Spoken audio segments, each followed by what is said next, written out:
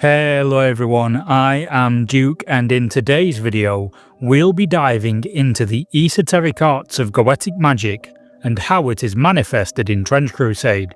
If you enjoyed this video, drop me a like below or share it with a friend. If you're new to the world of TrenchCrusade or its lore, welcome, and if you're a returning viewer, let me know what you'd like to see next in the comments below. To many in the world of TrenchCrusade who are not versed in the dark arts of the Ars Goetia, goetic magic is a strange and mysterious thing to behold. The heretic priests beseech their dark patrons with rituals to entreat them to express their infernal powers on the mortal plane. This powerful goetic magic is an incredible boon to the heretics that call on their patrons to use it, as it has the power to interfere with the very laws and fabric of creation. Calling on their patrons to aid them with such power is an act of rebellion against God, one that allows the heretics the power to match those of the divine on earth. While strictly speaking, humans are not capable of directly using goetic magic, that the demon that they call on to aid them can, often results in their desired effects, for a cost. Conversely, while the sorcerers and demons of the court of the seven-headed serpent are not true demons, as they possess a measure of mortality, allowing them to fight on the mortal plane, they are at least created from a distant echo of divine origins.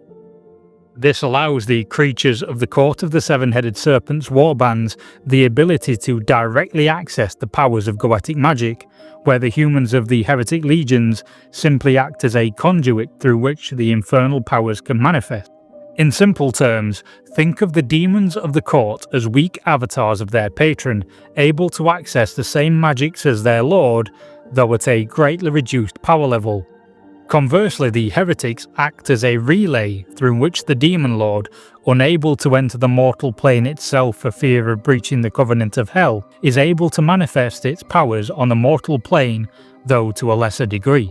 Both methods yield similar results, both are incredibly powerful despite being filtered through lesser beings, and both enable some manifestation of the powers of the demon lords in the Levant, though indirectly. In return for their power, the demon lords demand that the heretics go forth in killing their name. The greater and greater acts of blasphemy and murder that a heretic enacts in their lord's name earns them greater and greater favour and the boons of the insidious devils they serve. Of all the boons and gifts given to the mortal heretics, unnatural longevity is one of the most sought after. Addicted to the powers they manifest into existence, drunk on the fruits of luxury that few faithful will ever know, the greatest wish of many heretics who call on goetic powers is to have their lives extended far beyond its natural span. As they gain favour, power, and the spoils of war, the heretics become addicted to the opulence they accrue. As their service continues, they become increasingly desperate to be rejuvenated, or have their mortal lives extended further and further, so they can enjoy their ill-gotten riches longer than any faithful noble or rich merchant could ever hope to. This desperation to stave off death and the settling of their balance sheet drives many of the heretics to greater and greater acts of evil, for the demon lords are fickle, and one day the flow of power may stop, and their debts will be due.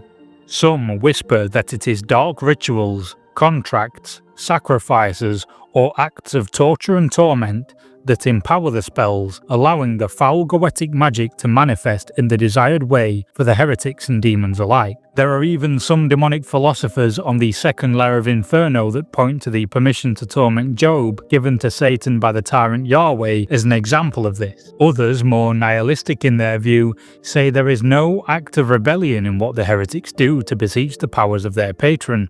No matter the act, no matter how evil or heinous, all the heretics are doing is simply playing their role in a part in God's plan set out at the beginnings of creation. They argue that all that the heretics do is meaningless. They act as if they are allowed to utilize free will, but there is truly no autonomy.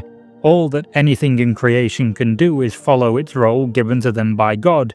Even the forces of hell act in God's plan, eventually destined to overthrow him as the world he created slowly becomes more tainted. They argue it is simply all part of the plan.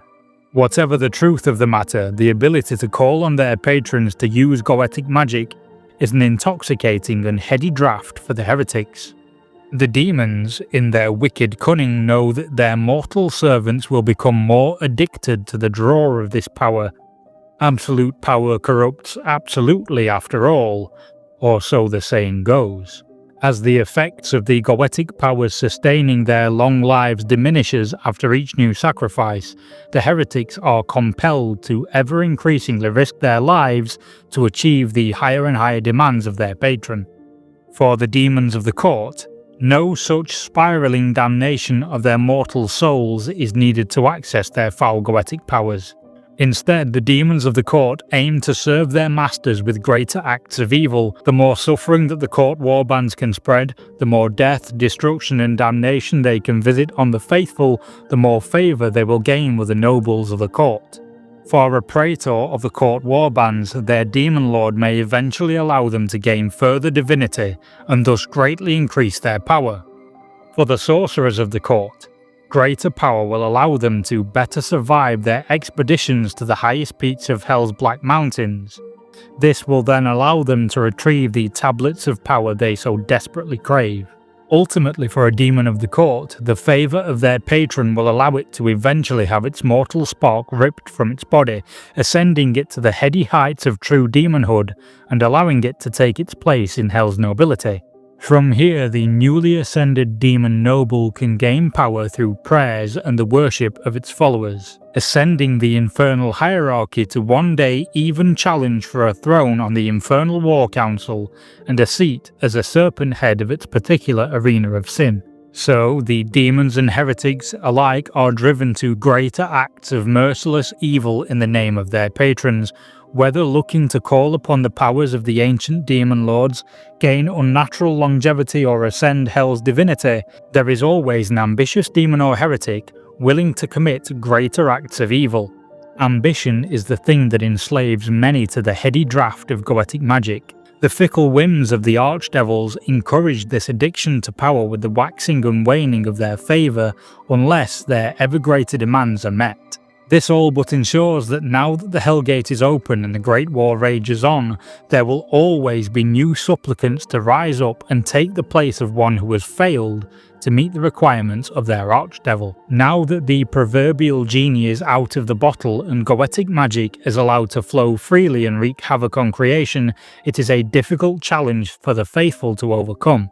The Covenant of Hell allows the Divine to bestow equal boons on their followers, and while both sides are bound by the Divine contract, the demons fight anything but fair. While ever there is an ambitious mortal, goetic power will always be a part of the Trench Crusade, and there will always be a new mortal drawn to the addictive powers that this foul art allows. I hope you all enjoyed this short introduction to goetic magic in the setting, and if you'd like to learn more about the heretics who call on this infernal power, click the video link to your left. Alternatively, to dive into more lore on the channel, click the video link to your right. For discounts on your hobby supplies, check out my affiliate links in the video's description, and with that, thank you for watching and I'll see you all soon.